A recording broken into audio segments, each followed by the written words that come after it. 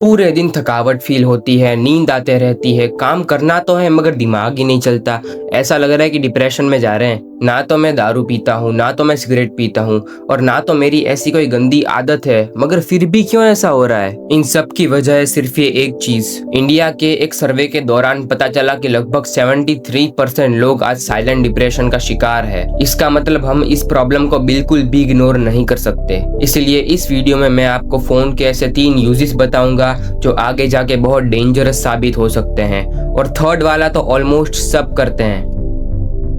हमारे दिमाग में एक केमिकल होता है जिसे कहते हैं डोपामीन। ये फील गुड हार्मोन होता है, यानी कि इससे खुशी मिलती है। अब वैसे तो ये बहुत अच्छा है, मगर अगर इसका लेवल बढ़ जाए तो डिप्रेशन, एंजाइटी और दिमाग में काबू ना रहने जैसी गंभीर समस्या हो सकती है। और ये होता है कोई भी एडिक्टिव चीज करने से, जैसे कि रील्स देखना। आप जितनी रील्स देखते हैं आपका डोपामीन उतना ही बढ़ता जाता है, और इससे टाइम का भी पता नहीं चलता और आपका अटेंशन स्पैम यानी कि कोई भी काम पर टिके रहने की क्षमता कम होती जाती है, और कोई काम ठीक से नहीं हो पाता, और काम ठीक से ना हो पाने के कारण हमें स्ट्रेस आता है, जो कि एक और बड़ी समस्या है।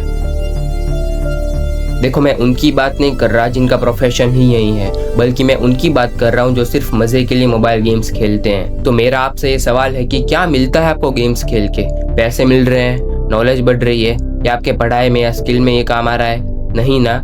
तो क्यों खेल रहे हो? सिर्फ मजे के लिए। आज जो आप ये अपने दोस्तों के सामने ये रैंक, फिर आईडी और वो क्या होता है वो लेवल दिखा के खुश हो रहे हो, सिर्फ एक बार सोच के देखो कि मैं ये जो कर रहा हूँ, अगर मेरी ऐसी ही हालत रही तो क्या मैं वो बन पाऊंगा जो मैं सोच रहा हूँ? और इसका जो आंसर आएगा वही आपका जवाब है। जैसे एक छोटा सा बच्चा जो देखता है वही सीखता है। अगर घर में अच्छा माहौल है, सब फैमिली मेंबर्स एक दूसरे का सपोर्ट करते हैं, एक दूसरे को समझते हैं, तो बच्चे की ग्रोथ अच्छी होती है। लेकिन अगर घर में अच्छा माहौल नहीं है तो बच्चे का दिमाग उस हिसाब से ग्रो होगा। वैसे ही अगर आप ज्यादा वायलेंस वाले या ब्लू मूवीज देखते हो तो आपको तो सब कुछ नॉर्मल ही लगेगा, लेकिन आपका दिमाग धीरे धीरे वो सब फॉलो करता जाएगा और आप वैसे ही बनते जाओगे। और मैं किन चीजों की बात कर रहा हूँ ये आपको अच्छे से पता है। जो भी आप कमांड देते हो आपका दिमाग बस उस कमांड को फॉलो करता है, फिर उसे फर्क नहीं पड़ता कि वो कमांड अच्छी है, बुरी है या फिर कैसी भी है, आपका ब्रेन बस उसको फॉलो करता है। अगर आप अच्छी कमांड दोगे तो अच्छा होगा, और अगर आप उस टाइप की कमांड दोगे तो आपको पता ही है क्या होगा।